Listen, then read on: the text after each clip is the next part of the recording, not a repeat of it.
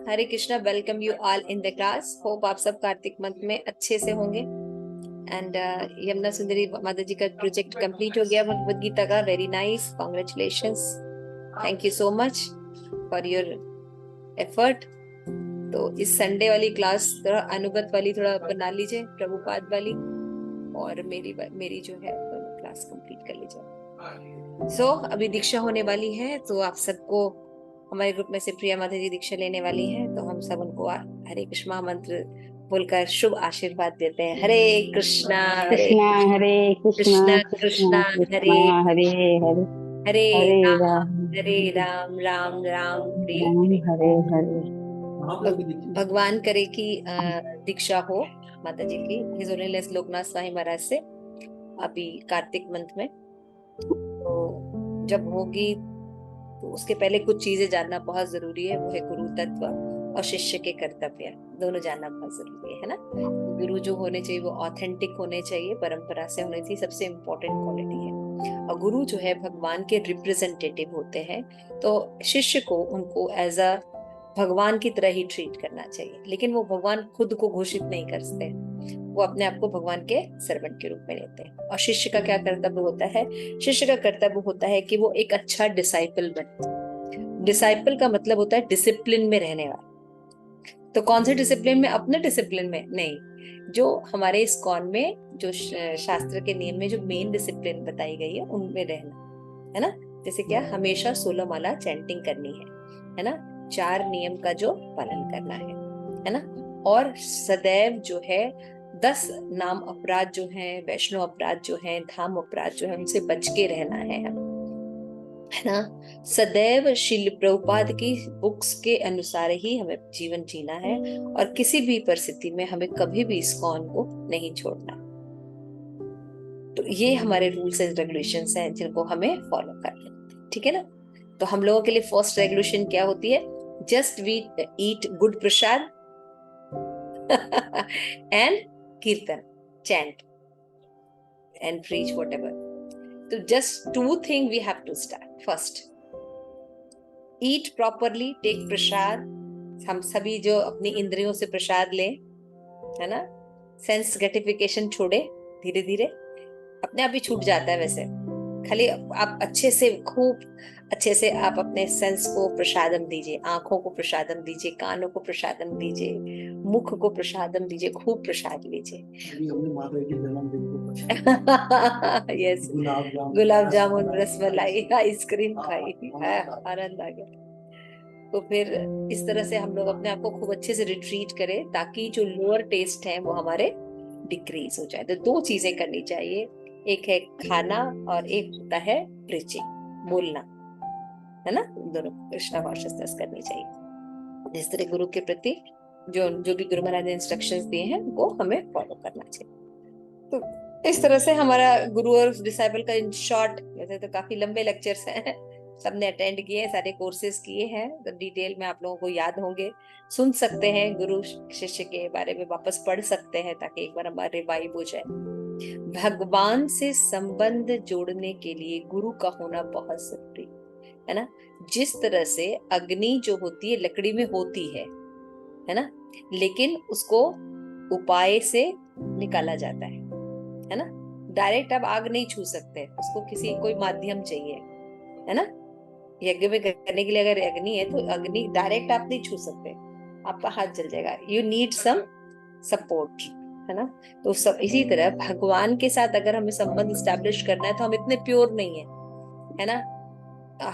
Already है लेकिन हमें पता नहीं है, भूल चुके हैं और अनर्थों में है, तो गुरु माध्यम बनते हैं हमारा संबंध स्टैब्लिश करने में। तो फॉर वेरी फॉर्चुनेट दैट कि आप एक अच्छी परंपरा से जुड़े हैं, शिल प्रभुपाद की परंपरा से जुड़े हैं। और शिल प्रभुपाद ने जो हमें परंपरा दी है, वो परंपरा जो है षड गोस्वामियों से लेकर चैतन्य महाप्रभु उनके पार्षदों तक जाता है, और सारे एक से एक हमारे आइडियल है ना। तो इस परंपरा में ही आपको इतने आइडियल मिलेंगे।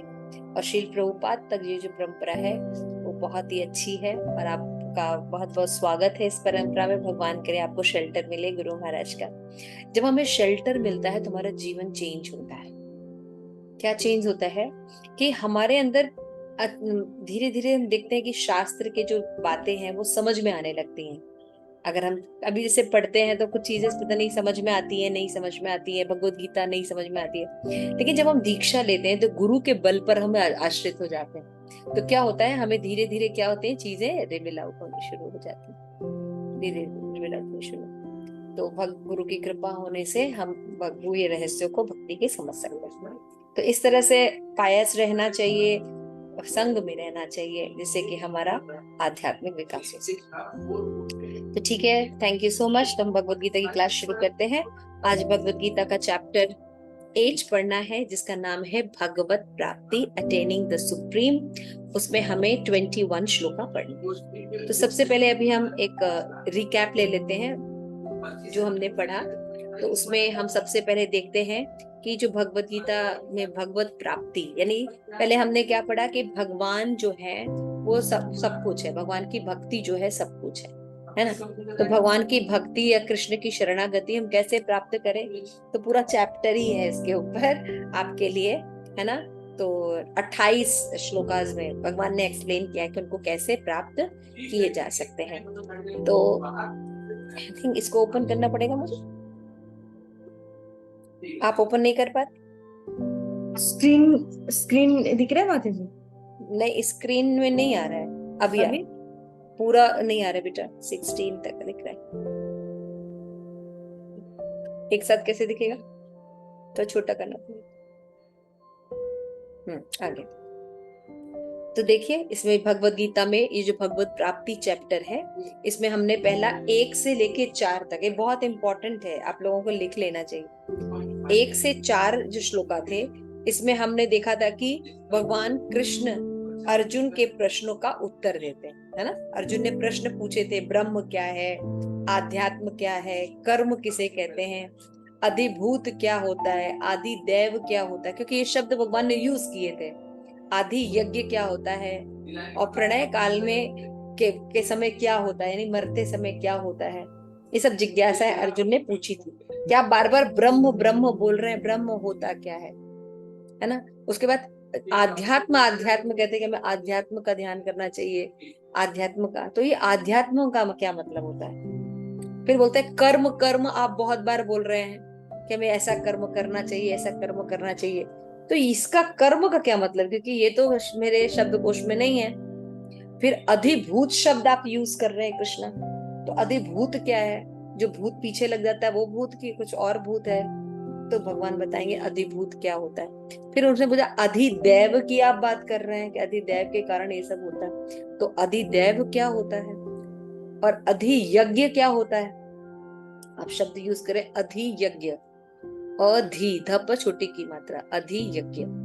और प्रणय काल के बारे में आप बताइए, प्रणय काल यानी मरते समय जीव की क्या दशा होती है, कैसे आपका, क्योंकि आपने बोला मेरा स्मरण करने वाला मेरे धाम को आता है ना, तो प्रणय काल क्या होता है, थोड़ा एक्सप्लेन कीजिए। तो कृष्ण के ये सब जो उत्तर हैं वो इसमें भगवान एक्सप्लेन कर रहे हैं। तो 5 से लेके 8 श्लोकों तक आपने देखा कि मृत्यु के समय भगवान कृष्ण का स्मरण करना बहुत जरूरी है, ये बात भगवान ने बताया। फिर उसके बाद हमने देखा कि 9 से 13 श्लोक तक, 9 से 13 श्लोक तक योग मृक्ष भक्ति और कृष्ण का स्मरण करना बताया, प्रणय काल के बारे में बताया, स्मरण योग मिश्र भक्ति के द्वारा हमें योग करना पड़ेगा ना, बताया था ना, एक कुशासन में बैठ जाना है, ये करना है, ध्यान एकाग्र करना है ना, योगारूढ़ और योगारूढ़ सब बताया। तो योग मिश्र भक्ति द्वारा कृष्ण का किस प्रकार हमें स्मरण करना है ना, जैसे कविम पुराण आदि तरीके हैं, अष्ट चक्र की बातें बताई थी भगवान ने। फिर 14 से लेके 16वां श्लोक तक हमने देखा था कि भगवान ने सभी वर्णन करने के बाद बताते शुद्ध भक्ति के द्वारा ही उनका स्मरण किया जा सकता है ना।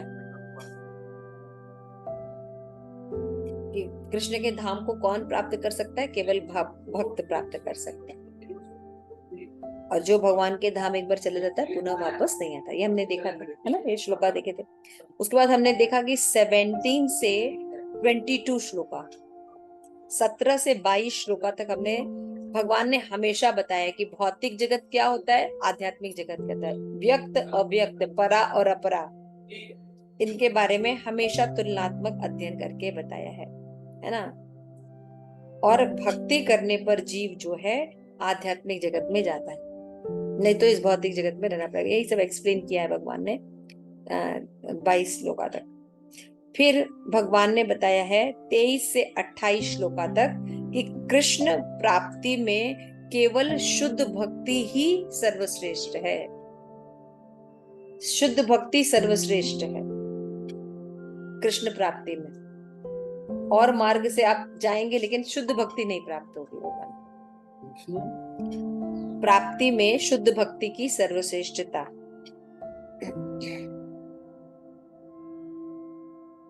जैसे अभी भगवान बताएंगे कि अगर योगी है कोई व्यक्ति तो उसका क्या गंतव्य होता है, ज्ञानी है तो मोक्ष ब्रह्म तक जाएगा, लेकिन भक्त है वो भगवान के भगवत धाम जाता है। तो ये भगवान अभी ये भी क्लियर करेंगे। तो यहाँ पे हमने देखा था कि इस अध्याय में अर्जुन की जो जिज्ञासा थी कि कई शब्दों का यूज किया था, तो भगवान उसके बारे में एक्सप्लेन कर रहे हैं कि किम तद ब्रह्म किम आध्यात्म, पूछा ना, ये शुरुआत हुई थी। तो इस तरह से अर्जुन के जो जिज्ञासाएं हैं उसको भगवान ने अलग अलग श्लोकों में दिया था। आज हम 21 श्लोका जो है वो देखेंगे। तो 21 श्लोका में भगवान के धाम के बारे में बताया गया है ना। तो हम देखते हैं भौतिक जगत और आध्यात्मिक जगत की तुलना कर रहे हैं ना, भगवान बता रहे हैं कि पराशक्ति क्या है, पराशक्ति क्या है। तो भगवान उसी श्लोक में कंटिन्यू एक श्लोक और कर रहे हैं। तो वह 21 श्लोका पढ़ते हैं। नमः ओम विष्णु पादाय कृष्ण प्रेष्ठाय भूतले श्रीमते भक्ति वेदांता स्वामी निति नामने नमस्ते सारस्वती देवी गौरवाणी प्रचारिणे निर्विशेष शून्यवादी पाश्चात्य देशे दाते। प्रेम से कहो जय श्री कृष्ण चैतन्य प्रभु नित्यानंद श्री अद्वैत केदार शिवसादि गौर भक्त वृंद। हरे कृष्ण कृष्ण कृष्ण हरे हरे, हरे राम राम राम हरे हरे। अव्यक्त अक्षरः इति, बोलिए। अव्यक्त अक्षर इति उक्ततम आहु परमाम गतिम। उक्ततम आहु उत्तम यम प्राप्तम न निर्वन्ते यं प्राप्तं न निवर्तन्ते तद्धाम परमं मम। तद्धाम परमं मम। तात्पर्य श्री प्रभुपाद के द्वारा श्री प्रभुपाद की जय। जिसे वेदांती अप्रकट तथा अविनाशी बताते हैं, जो परम गंतव्य है, जिसे प्राप्त कर ले पर कोई वापस नहीं आता, ये सारी बात बोले ना, तो कहते ये मेरा धाम है। ये 14 भुवन में ये ऐसी चीजें आपको मिलेंगी नहीं। क्या क्या चीजें नहीं मिलेगी कि ये परम गंतव्य है। हर मनुष्य का, हर जीव का जो डेस्टिनेशन पॉइंट है, ये क्या है, ये मेरा धाम है ना। फिर बताते हैं ये अविनाशी है, और जो वेदांत में अप्रकट तथा अविनाशी होता है, इसको बताते हैं कि अभी आप देख नहीं सकते ऐसे खुली आंखों से भौतिक जगत में, है ना। और वो क्या है, अविनाशी है, जिसका नाश कभी नहीं होता, हमेशा रहता है। तो भगवान कह रहे ये किसकी बात हो रही है, मेरे धाम की बात हो रही है। ये सब धाम की विशेषता है भगवान। तो अभी हमने देखा था ना कि भगवान भौतिक जगत और आध्यात्मिक जगत का तुल्यात्मक अभी पिछले श्लोक में भगवान ने बताया था ना कि ये जो 14 भुवन है, इसमें क्या है, सब में मृत्यु है, जन्म मृत्यु जरा व्याधि। फिर ब्रह्मा के दिन के बारे में बताया कि इतनी लंबा दिन है उसका, लेकिन फिर भी उनकी मृत्यु होती है ना। तो पृथ्वी जो है बीच में है, 7 लोक ऊपर 7 लोक नीचे, सभी जगह जन्म मृत्यु जरा व्याधि है, मुक्ति नहीं है। और क्या है, अशाश्वत। इस भौतिक जगत की 2 विशेषताएं हैं, दुखालय भी रहेगा और अशाश्वत भी रहेगा। कुछ भी आप कर लीजिए, हर व्यक्ति दुखी है, हर व्यक्ति दुखी। और यदि कोई कहता है कि हम सुखी है तो वो पागल है, उसको पता नहीं है ना। जैसे कोई व्यक्ति मूर्ख होता है तो उसको पता नहीं चलता ना कि वो दुखी है ना। उसी तरह से जो मूर्ख लोग होते हैं उनको नहीं पता चलता कि वो दुखी है। लेकिन भगवान क्या कह रहे हैं कि दुनिया में आप कुछ भी कर लीजिए, ये दुखालय रहेगा, ठीक है ना। और दूसरा क्या रहेगा, अशाश्वत रहेगा, टेम्परेरी रहेगा। आज है कल नहीं रहेगा, ये हमेशा ध्यान रखना चाहिए। तो कोई कितना भी प्रिय क्यों ना हो, आज है कल नहीं रहेगा। और जीव की जो प्रॉब्लम है, जन्म मृत्यु जरा व्याधि, इसको आपका कोई भी व्यक्ति सॉल्व नहीं कर सकता। आपकी जो ये प्रॉब्लम है, आपका ये जो दुख है, इसको कोई मटेरियल व्यक्ति सॉल्व नहीं कर सकता, कोई नहीं कर सकता। केवल भगवान ही इसको दूर कर सकता है। समझ में आ रहा है? तो ये जानना बहुत जरूरी है कि हम हर चीज परमानेंट करने की कोशिश कर रहे हैं, हम हर चीज सुखालय बनाने की कोशिश कर रहे हैं, है ना। देखिए, हर चीज में हम हैप्पीनेस और परमानेंट करने की कोशिश करते हैं। कोई भी चीज, छोटा सा घर भी बनाते हैं, एक बुक भी खरीदते हैं, सोचते हैं कितने, एक कपड़ा खरीदते हैं, है ना, सोचते हैं परमानेंट रहे। क्यों? क्योंकि हमारा नेचर परमानेंट। इसका मतलब क्या है? बहुत बुरी जगह फंस गए, है ना। चीजें हम चाहते हैं कि शाश्वत हो, लेकिन किन चीजों से? जो अशाश्वत है ना। हम लोहे की नाव पानी पर तैराना चाहते हैं, तैरेगी? कभी कितना भी सुंदर बना लीजिए टाइटैनिक, वो डूब जाएगा, क्योंकि लोहा पानी में तैरता नहीं है। इसलिए क्या होगा? तो हमें ढूंढना पड़ेगा कि शाश्वत और आनंद है कहाँ। तो हम देखते हैं, भगवान कहते हैं बेटा खाली पृथ्वी पर नहीं, पृथ्वी के जितने हायर प्लैनेट्स हैं, है ना, जैसे कि अच्छे जगह भी है, जैसे ब्रह्मलोक, सत्यलोक तक, वो सब में प्रॉब्लम है यही। तो यहाँ की इच्छाएं मत करो, स्वर्ग जाने की इच्छा मत करो, उससे तुम्हारा प्रॉब्लम सॉल्व होने वाला नहीं है। क्योंकि सुख भोगने के बाद फिर जब दुख मिलेगा तो वो और बेकार होता है। सारे बहुत रोते हैं। जब देवताओं का पतन होता है तो बहुत रोते हैं। जब ऊपर स्वर्ग से पतन होता है तो बहुत बहुत दुखी होते हैं वो, है ना। जब बृहस्पतियों के रूप में पैदा होते हैं ऊपर से गिर के, है ना, तो बहुत बहुत रोते हैं वो, क्योंकि उनका पतन हो रहा है ना। वो देख रहे हैं कि देखो हम इतना कर रहे हैं। तो हम जिनके हैं, भगवान बता रहे वो मेरा धाम। तुम्हें जिसकी तलाश है ना, डेस्टिनेशन पॉइंट, वो मेरा धाम। वो कैसा है? अविनाशी है, अप्रकट है, और जहां जाके कोई वापस नहीं आता, है ना, वो मेरा धाम। केवल एक ही चीज, एक ही पूरे दुनिया में, पूरे प्लानिटरी सिस्टम में केवल मेरा धाम है जो शाश्वत। यानी हम कहाँ के निवासी हैं? जो लक्षण है हमारे, गोलोक के निवासी हैं। हम स्वर्ग के, सत्यलोक के, ब्रह्मलोक के, ब्रह्मा के, शिव के, शीतला माता के, साईं बाबा के अंश नहीं। साईं बाबा तो खैर लिस्ट में नहीं है, लेकिन मैं इसलिए डाल रही हूँ क्योंकि बहुत लिस्ट में है।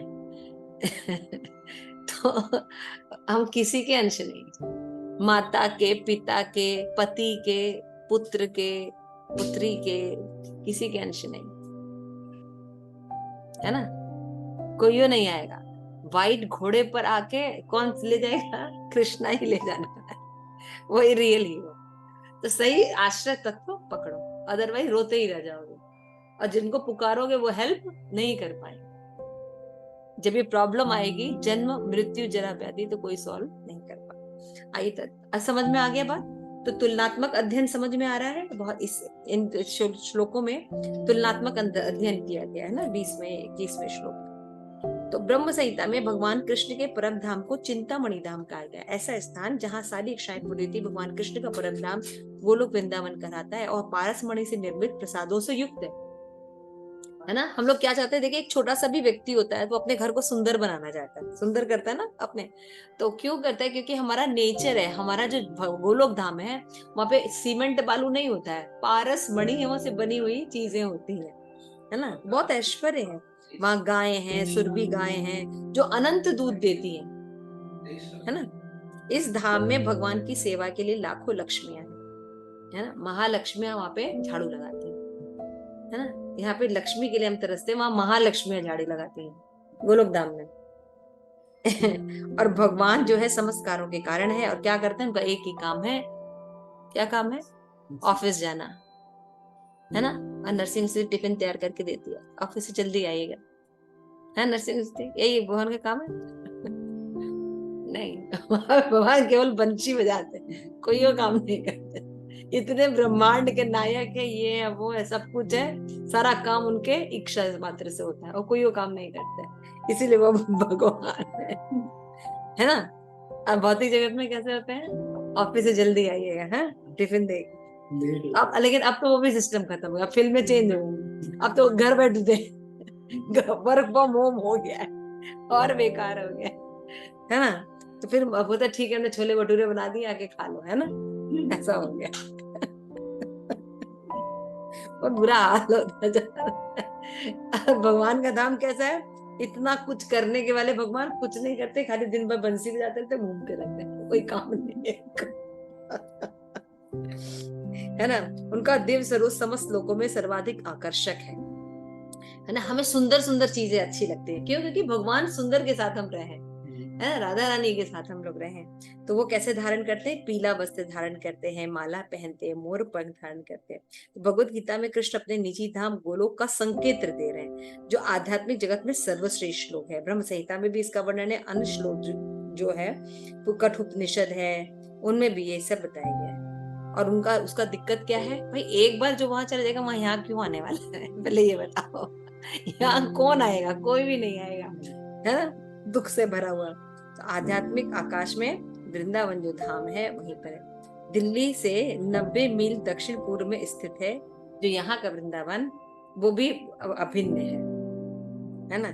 जब कृष्ण इस पृथ्वी पर धारण करते, जब लीला करते, तो भगवान इसी वृंदावन में आते हैं। समझ में आ गया?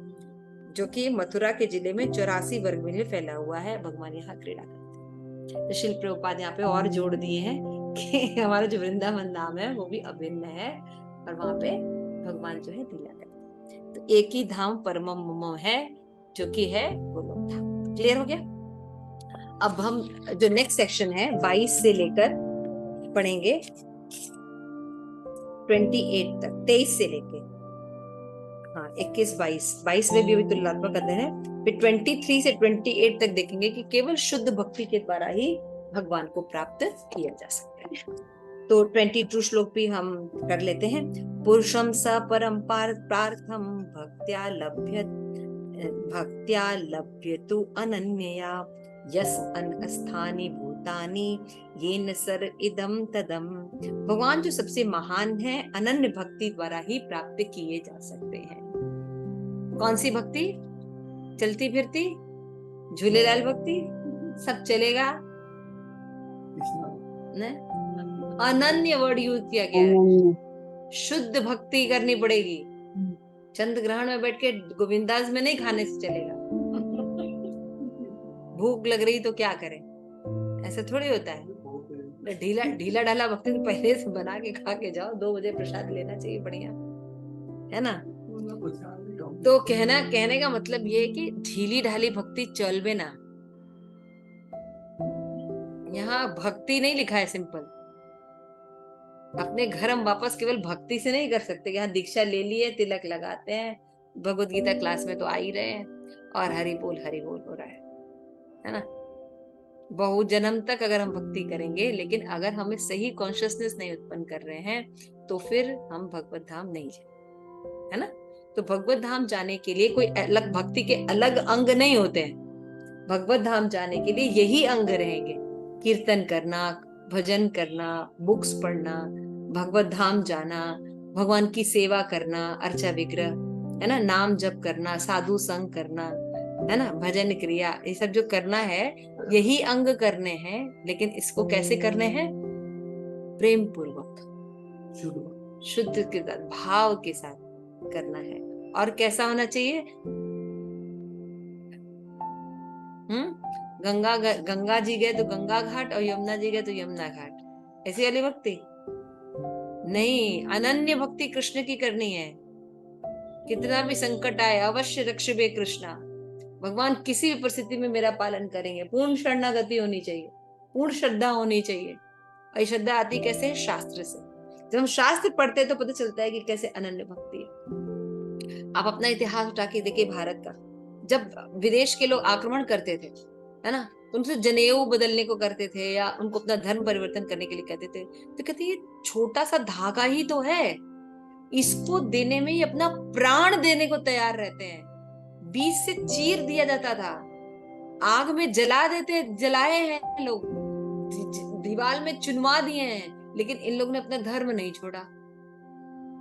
तो उनको बहुत आश्चर्य होता था कि ये जो धागा ही तो है इनका जनेऊ, यही तो मांग रहे हैं, इसके लिए ये देने को तैयार नहीं। इतना मांगते क्यों? क्योंकि वो जानते हैं कि जनेऊ का मतलब क्या होता है, क्योंकि वो शास्त्र पढ़ते थे और शास्त्र में सब लिखा है, सबका धर्म लिखा है, हरि नाम का महिमा लिखा है ना। क्यों हमें मीट ईटिंग नहीं करना है, नशा नहीं खाना है। मर जाते थे लोग लेकिन नहीं खाते थे, है ना। क्यों? क्योंकि वो शास्त्र से जुड़े हुए थे, उनको पढ़ते थे, एक से एक कैरेक्टर पढ़ते थे, चरित्र पढ़ते थे, है ना। एक से एक कैरेक्टर्स पढ़ते थे जो इनका पालन करने के लिए अपना सब कुछ गंवा देते थे। तब उनके हृदय में ऐसा जोश रहता था कि वो अपना जनेऊ नहीं छोड़ते, है ना। तब अंग्रेजों ने कहा कि इनको ऐसे नहीं अलग किया जा सकता, इनके शास्त्र में करप्शन करो। हटा देंगे तो फिर तो बगावत कर देंगे, तो हटाओ मत, लेकिन इनके शास्त्र में करप्शन कर दो। जैसे अब आपके प्रॉफिट मोहम्मद हैं, ये इतिहास है ना। आपके ईशा मसीह हैं, वो इतिहास है ना। आपके और भी पैगंबर हैं, जो भी लोग हैं, वो इतिहास है। लेकिन जैसे ही राम और कृष्ण की बात आती है, यहाँ जहाँ प्रॉब्लम, यहाँ माइथोलॉजी आ जाती है ना। माइथोलॉजी को हिंदी में क्या बोलते हैं? मिथ्या। मिथ्या, भ्रम है ये, ऐसा है नहीं, कल्पना की गई है। हमारे जैसे ही देवी देवताओं का नाम आता है, आप सोचिए कितनी गहरी साजिश है। जो भगवान के रिप्रेजेंटेटिव थे या नहीं थे, और अभी भी बवाल चल रहा है कि वो भगवान मतलब सही रूप में उनका धर्म भी है कि नहीं, वो लोग इतिहास थे। और हमारे राम और कृष्ण को सीधे बोला था ये माइथोलॉजी है, मन गढ़ंत है, इतिहास भी नहीं। अरे ये हमारे इतिहास है, उस समय इतिहास काव्य के रूप में लिखे जाते थे। ये रामायण, महाभारत, गीता, ये इतिहास है हमारा, ये मिथ्या नहीं है, ये इतिहास है हमारा। लेकिन ऐसे ऐसे अलग, देखिए ऐसे ऐसे जहर वो के अलग किया गया है। और अब हम ही अपने देवी देवताओं के प्रति घृणा भाव रखते हैं। हमारे बच्चे इन नियमों को कहते हैं, यहाँ पे तुम पिंडदान दे रहे हो, उससे फायदा क्या हो? तो व्यक्ति तो मर गया। पिंडदान का क्या मतलब होता है? 2 दिन में क्रिया करो, खत्म करो, यही हो रहा है ना। तुमको मालूम है अंडे में कितना विटामिन होता है? इसमें बिल्कुल चूजा नहीं निकलता है, लेकिन कितना विटामिन से भरा हुआ है। हम तो अंडा खाएंगे, संडे हो या मंडे, रोज खाओ अंडे। हाँ हम अंडे खाएंगे, है ना। अरे ये घास फूस खाता है, अरे ये सिगरेट नहीं पीता, ये दूध पीता है। देखिए करप्शन, देखिए, है ना, कैसे सिद्धांतों में मिलावट करके और शिक्षा पद्धति चेंज की गई और सारा धर्म भ्रष्ट हो गया। आज हमारे बच्चे ही हमारी संस्कृति को फॉलो करने में शर्म महसूस होती है। सिगरेट पीने में शर्म नहीं होती है। बॉयफ्रेंड गर्लफ्रेंड हाफ पैंट पहन के लिविंग रिलेशन में आ गए हैं, उनको शादी करने में प्रॉब्लम होती है, तिलक लगाने में प्रॉब्लम होती है। आप देखिए, अभी किसी बच्चे को बोलिए धोती कुर्ता पहनने, इसको शर्म आती है, लेकिन अभी सिगरेट फूकने को बोलिए शर्म नहीं आती है। हाँ? देखिए कैसे कैसे शिक्षा कहाँ लेके जा रही है। जो शिक्षा इन लोग आज की कल दी जा रही है, ये शिक्षा लेके कहाँ जा रही है? फ्रस्ट्रेशन में आके खत्म होती है। क्या कोई शिक्षा, पहले की जो शिक्षा होती थी लोगों को उन्नति देती थी, आज की शिक्षा लोगों को डिप्रेशन और सुसाइड कराती है। कौन सी शिक्षा ऐसी होती है ना, जिसमें कोई मॉरल्स नहीं होता, स्किल्स होते हैं। रावण के पास स्किल्स थे, मॉरल्स के साथ स्किल राम के पास थे। और जब तक समाज में मॉरल्स के साथ स्किल नहीं रहेंगे, समाज कभी प्रगति नहीं कर सकता। ये सब फैक्ट आपको जानने चाहिए। इसलिए अगर बाय द वे सिस्टम में नहीं भी है, तब भी हमें भगवत गीता और भागवतम और रामायण इन सब की ट्रेनिंग देनी चाहिए, खुद भी सीखना चाहिए और लोगों को शिक्षा देनी चाहिए कि ये शिक्षा रहेगी तुम्हारे बल पर, तो हम क्या रहेंगे? सॉलिड रहेंगे। क्यों? क्योंकि 2 तरह से एक्शन होता है। सब समझना चाहिए, सब बहुत गूढ़ी बातें हैं। जो हमारे आचार्य थे वो जानते थे कि 2 तरह से बातें होती हैं। एक होती है कर्म इंद्रियों के द्वारा, एक होते है मन से, है ना। अगर हमारा सारा कॉन्सेप्ट कर्म इंद्रियों पर बेस्ड है, यानी हम कितना हाथ से, आंख से, नाक से कितना सुख प्राप्त कर सकते हैं, इन पर बेस्ड होता है, तो मटेरियली बहुत ज्यादा साउंड होंगे, ये इमारतें बनेगी, बुर्ज खलीफे बनेंगे, उस पर हम करोड़ों रुपए खर्च करेंगे, है ना। लेकिन हम मेंटली अगर नॉलेज बेस्ड नहीं रहेंगे, शास्त्र नॉलेज बेस्ड, तो हम स्पिरिचुअल प्रोग्रेस कभी नहीं करेंगे। होगा क्या, जैसे ही आपके जीवन में डिप्रेशन या डिजास्टर्स आएंगे, आपने उनको फेस करना सीखा ही नहीं है। आपने कभी भी उनको फेस करना कभी सीखा नहीं है। अगर दैवी आपदा आ जाती है, अचानक आग लग जाए, अचानक भूकंप आ जाए, अचानक कोई बीमारी फैल जाए, आप देखिए लोग पागल हो जाते हैं। क्यों? क्योंकि हमने एक शरीर का कॉन्सेप्ट, आत्मा का कॉन्सेप्ट समझा ही नहीं है। हम अपनी आइडेंटिटी के बारे में ही नहीं जानते हैं, ना इसकी कोई शिक्षा दी जाती है। तो उन सब की जब प्रॉब्लम आती है तो हम कैसे सॉल्व करेंगे? समझ में आ रहा है? तो जब नॉलेज, हमारे जो संत थे, हमारे जो संत थे, वो जानते थे ये बात। ऐसा नहीं था कि उनके पास विकास के साधन नहीं थे, उनके पास विकास, लेकिन वो जानते थे कि इंद्रिय तृप्ति की जितनी नेचुरल जरूरत है उतना करना चाहिए। सिंपल लिविंग रहनी चाहिए, लेकिन हाई थिंकिंग होनी चाहिए। इसलिए वो मन के विकास, आत्मा के विकास पर ध्यान देते थे। और कितना सुंदर उनका नॉलेज होता था कि आज भी उनके नॉलेज को लिया जाता ना। और उसका रिजल्ट क्या था? क्योंकि वो शास्त्र में बहुत अच्छे थे, आध्यात्मिक ज्ञान, भगवान से जुड़े हुए थे, तो संपन्नता भी थी। कितना संपन्न भारत था कि विदेश में तो लोग संपन्नता के कारण ही तो आक्रमण करते थे। इतनी संपत्ति हमारे पास होती थी। और कहाँ होती थी? मंदिरों में होती थी। पहले लोग घरों में नहीं रखते थे, या बैंक नहीं होता था, पहले मंदिर में ही सब होता था। तो सोने की चिड़िया। हाँ, तो आप देखिए, तो आध्यात्मिकता से सब चीज संपन्न रहता था। लेकिन आध्यात्मिकता को हटा देने पर, केवल इंद्रिय तृप्ति रहने पर, केवल पोल्यूशन है हर जगह। अब देख रहे हैं सब कंपैरिजन समझने की। मैं थोड़ा सा आप लोगों को इसके अलावा भी बता रही हूँ, लेकिन ये कॉन्सेप्ट समझना बहुत जरूरी है। किसी पर भी शासन करने के लिए उसका जो संस्कृति है उसको नष्ट कर दीजिए। आप देखिए आजकल वर्किंग वुमेन जो होती हैं, या बहुत फैशनेबल लोग, उनको कितना मान दिया जाता है। घर की नॉर्मल अगर घरेलू लड़कियां कोई काम नहीं करते तो उसको कितना निकृष्ट माना जाता है। जबकि अगर घर की गृहिणी ना हो तो घर कैसे, मतलब तुम सब चीज डेवलप कैसे होगा? हाँ, घर में अगर गृहिणी ना हो तो घर डेवलपमेंट कैसे होगा? बाकी डेवलपमेंट कैसे होगी, है ना। तो ये सब जो चीजें हैं एक साइंस है। गृह कला एक साइंस है। घर को चलाने के लिए भी एक ना साइंस की जरूरत होती है। उसके लिए किसी व्यक्ति को सेक्रीफाइस करना पड़ता है, तब बाकी लोग नरिश होते हैं। आज जिसको नरिश करना चाहिए वो तो बाहर निकला हुआ है, इसीलिए आजकल किसी का भी नरिशमेंट नहीं हो रहा है ना। हर चीज का यही हो रहा है। तो ये सब चीजें हमें समझनी चाहिए कि हमारी जो वैदिक संपदा है पूरे विश्व में सबसे उत्कृष्ट है, क्योंकि परम भगवान के द्वारा बताई गई। ठीक है ना, समझ में आ रही है बात? मैं एक विषय सोच रही थी कल, कि अभी हम लोग मान लीजिए अभी खड़े हैं, अब हमारा सिचुएशन चेंज कर दीजिए। आज से 2000 साल पहले, तो 2000 साल पहले समझ लीजिए कुछ और सभ्यता आ जाएगी, कुछ और बातें आ जाएंगी, कुछ और पैराफिलिया शुरू हो जाएगा, है ना। समझ जाइए, कलयुग का ये सिस्टम नहीं रहेगा। तो आपने अभी जो शिक्षा या हासिल की है, या जो स्किल हासिल किया है, उसका इम्प्लीमेंट होगा उस समय?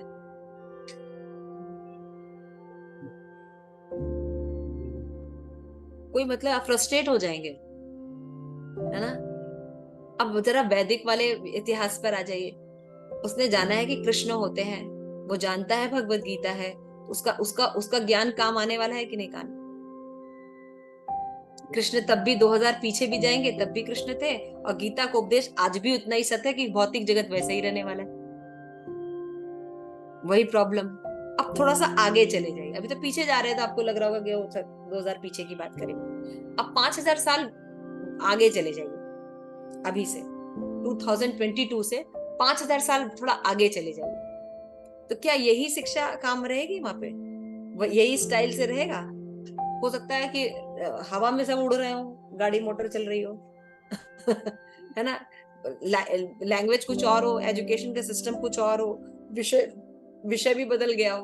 तो अभी जो आपने पढ़ा, जितनी चीजें अचीव की हैं, क्या काम आने वाला है? गोलोकेश्वरी,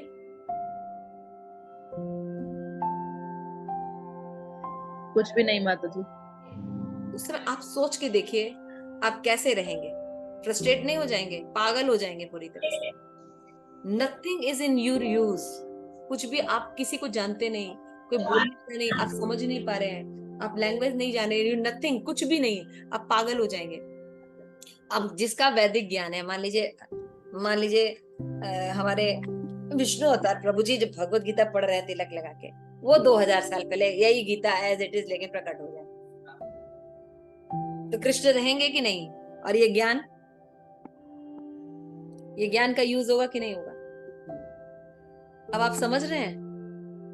प्रैक्टिकल अब सोच के देखिएगा और फिर समझिएगा। तो आपका अभी भी धंधा चल रहा है, बिजनेस पहले भी चलेगा, आगे भी चलेगा, पीछे कहीं भी चले जाइए चलेगा। इसको नॉलेज कहते हैं ना। हम साइंस में यही तो प्रूव करते थे, हर समय हर परिस्थिति में सेम रिजल्ट, एक ही रिजल्ट आए। आप देखिए भौतिक ज्ञान तो कहीं आता भी नहीं है है ना। आज जो अभी अभी 20 साल पहले जो फैशन था अभी है, थोड़ा छोटा छोटा फैशन तक बदल गया है ना। तो बाकी पैराफिरनलिया चेंज हुए तो कैसे फ्रस्ट्रेशन होने लगती है। जैसे कि आपका जो अपना घर था पुराना, जैसे नरसिंह स्तुति माता जी थी, तो उनका अपना बचपन का घर होगा, है ना, उनमें जहाँ खेले थे, जो बागों में खेले थे, जो गलियां थी, अगर वो रहता है तो कितना याद आती है सब चीजों की। और वो रहे नहीं, टूट के नया मकान बन जाए, आप कहीं आगे चले, तो एक साइकोलॉजिकल बहुत ना अजीब लगता है ना, हमारा वही हिस्ट्री वाला पीछे सब गया है ना। तो वो ऐसे ऐसे ऐसे सोचना चाहिए। शाश्वत ज्ञान केवल भगवत गीता है। आज जो लोग तथाकथित ज्ञान या चीजों के प्रति सोचते हैं कि ये विकास की प्रक्रिया है, एक्चुअल में ये विकास की प्रक्रिया नहीं है, ये सारा व्यर्थ होने वाला है।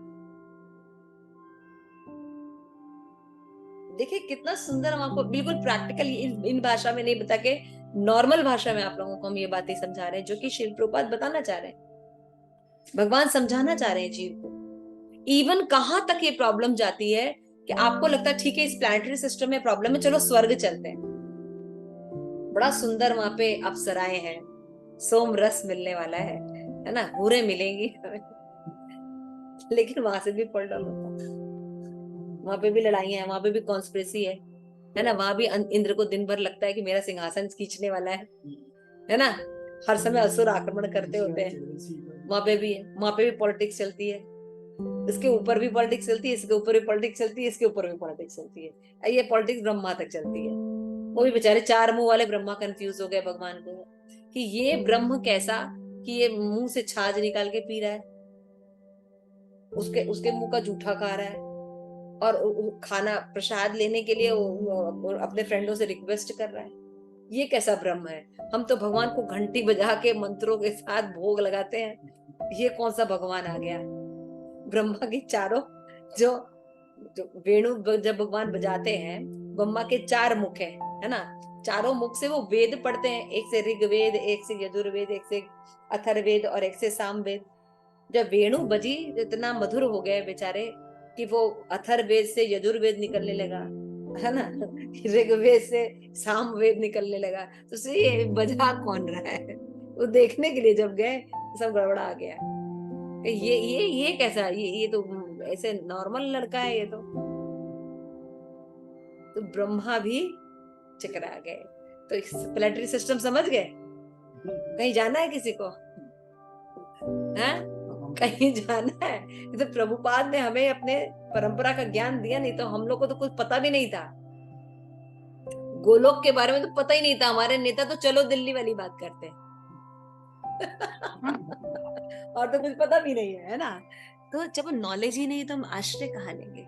इसलिए भगवान भगवत गीता की प्राप्ति में बता रहे हैं 22वें श्लोक में कि जो सबसे महान है अनन्य भक्ति द्वारा ही प्राप्त किया जाता है। जो भगवान यानी जो भगवान है, जिनको आप समझ रहे हैं, जिनको प्राप्त करना है, उनको कैसे प्राप्त की जा सकती है? अनन्य अब किसकी भक्ति करेंगे आप? देवताओं के पास जाने वाले हैं? कोई पैगंबर, कोई सॉफ्टवेयर, कोई क्रिश्चियन पॉप, कहीं जाएंगे आप? कोई कुछ नहीं हेल्प करेगा। एकमात्र कृष्ण ही हेल्प करने वाले हैं, और एक ही महामंत्र हरे कृष्णा कृष्णा कृष्णा हरे हरे, हरे राम राम राम हरे हरे। और भगवान बता रहे यद्यपि अपने धाम में विराजमान रहते हैं तो भी वे सर्वव्यापी हैं, और उनमें से कुछ सब कुछ स्थित है, उनमें सब कुछ स्थित है। भगवान और क्या बता रहे हैं? भगवान अपने गोलोक धाम में रहते हैं लेकिन सर्वव्यापी भी हैं। ये नॉलेज हमें नहीं है। कोई भी चीज हमारे हिसाब से कैसी होती है, या तो सर्वव्यापी हो सकती है या अपने स्थान पर रह सकती है ना। भौतिक जगत में तो यही है भाई, हम इस टीवी के स्क्रीन पर आ रहे तो हम बाकियों की स्क्रीन पर तो नहीं जा रहे होंगे ना, हम तो इसी इंटरनेट पर आ रहे होंगे, है ना। लेकिन भगवान के साथ ऐसा नहीं है ना। भौतिक जगत में हम एक जगह रह सकते हैं। अगर कोई एक जगह रह सकता है या तो सर्वव्यापी होगा तो उसका नहीं रह सकता। हवा सर्वव्यापी है तो उसका एग्जिस्टेंस नहीं होता। समझा ना कि कोई सर्वव्यापी है उसका स्वरूप वो है, ऐसा हमारा अनुभव नहीं है। जिसका ये मतलब थोड़ी कि होता ही नहीं है ऐसा नहीं है ना कि होता ही नहीं है। तो अच्छा चलो वो बात भी अलग है। मान लीजिए एक बिल्डिंग है ना, एक बिल्डिंग है, अगर हम उसको बिल्डिंग है दिखाई दे रही है तो यानी वो सर्वव्यापी नहीं है, एक बिल्डिंग है। तो मान लीजिए हम उसको उड़ा दें बॉम्ब से, तो क्या वो सर्वव्यापी हो जाएगी? इसका ये मतलब नहीं कि जिसका रूप नहीं है वो सर्वव्यापी हो सकता है, ऐसा भी नहीं। तो इसलिए जैसे लोग फालतू सिद्धांत देते वो नहीं है। भगवान यहाँ पे सिद्धांत बता रहे हैं कि मैं अपने धाम में भी रहता हूँ एज अ व्यक्तिगत, और साथ साथ में मैं पूरी भौतिक जगत के हर जीव में परमात्मा के रूप में भी रहता हूँ, यानी सर्वव्यापी भी। वो कौन है? मैं हूं। और ये जानने के लिए अनन्य भक्ति चाहिए, एकमात्र भगवान पर डिपेंडेंसी चाहिए। कैसी अनन्य भक्ति? कि शिव जी जो कि बागंबर है, कुछ पहनते नहीं, कोई रहने का ठिकाना नहीं, उनके भक्त जो होते हैं वो महलों में रहते हैं, उनसे वर पाते है ना। ऊंचे ऊंचे वर मांगते हैं ना लोग शिव जी के पास जाके, ये पैसा हो जाए, रावण जैसे लोग है ना, सोने की लंका ही बना लेते हैं, है ना। तो ऐसे शिव जी के भक्त वो खुद रहते हैं कहाँ? कैलाश पर्वत पे, कोई ठिकाना नहीं, ना कपड़ा पहनते ना कुछ पहनते, लेकिन उनके भक्त कैसे होते हैं? ऐश्वर्यशाली। अच्छा भगवान के भक्त, भगवान इतने ऐश्वर्यशाली, ये गोलोक धाम चिंतामणि से बनी हुई, और उनके भक्त बिल्कुल गरीब, कोने में बैठे रहेंगे, कोई पूछेगा भी नहीं। ये भक्त है, कोई ध्यान भी नहीं देगा, एकदम गरीब। कैसे समझेंगे? अनन्य भक्ति के द्वारा समझनी पड़ेगी कि असली में धनवान वो व्यक्ति है क्योंकि भगवान की अनन्य भक्ति कर रहा है। जो धन आजकल अभी मैंने बताया ना, कर्मेंद्रियों के द्वारा जो कर्म, सेंस ग्रेटिफिकेशन के लिए जो चीजें इकट्ठा की जा रही है, ये असली धन नहीं है। हरे कृष्णा कृष्ण कृष्णा हरे हरे, हरे राम राम राम हरे हरे।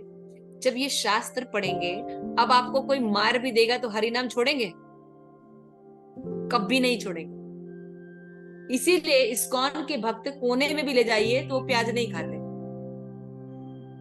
कोने में भी ले जाइए उनको, कहेगा अरे ठीक है आज पकौड़े हो जाएंगे, बारिश का मौसम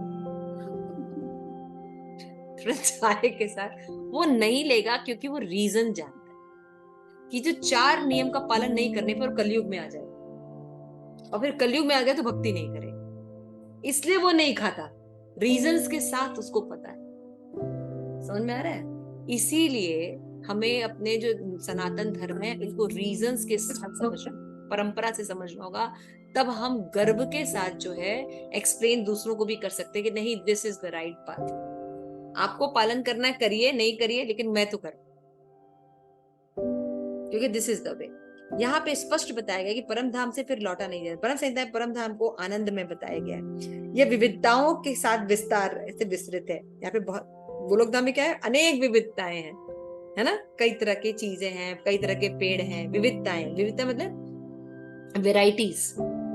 लोग सोचते हैं जो भक्ति करते हैं उनके पास कोई वैरायटी नहीं होती, एक ही सफेद सुर या सैफ्रॉन वस्त्र होता है। ऐसा नहीं है जी, हमारे पास ही वैरायटी है, भौतिक जगत में वैरायटी नहीं है। वही 3 गुण, जब जाओ वही 3 गुण है, वही तमोगुण, वही रजोगुण, वही सतत गुण, वही आदि दैविक, वही आदि भौतिक, वही आदि आध्यात्मिक, सड़ा हुआ भौतिक जगत वही मनुष्य, वही मनुष्य की योनि, वही 6 प्रक्रियाएं है। बता ना, 2000 साल पहले भी चला तब भी ये ज्ञान दे सकते हो, और 2000 साल बाद भी चले जाए तब भी ये भौतिक जगत, क्योंकि सेम रहने वाला है। वैरायटी तो आध्यात्मिक जगत में है। कुछ नहीं पता कि अभी क्या होने वाला है, सारी लीला ही उलट जाती है ना। हमने पढ़ा है कि भगवान जो है मथुरा छोड़ के चले गए, लेकिन किसी लीला में भगवान जाते नहीं, थोड़ी दूर के बाद वापस आ जाते हैं। तो वैरायटी तो यहाँ पे है, विविधता।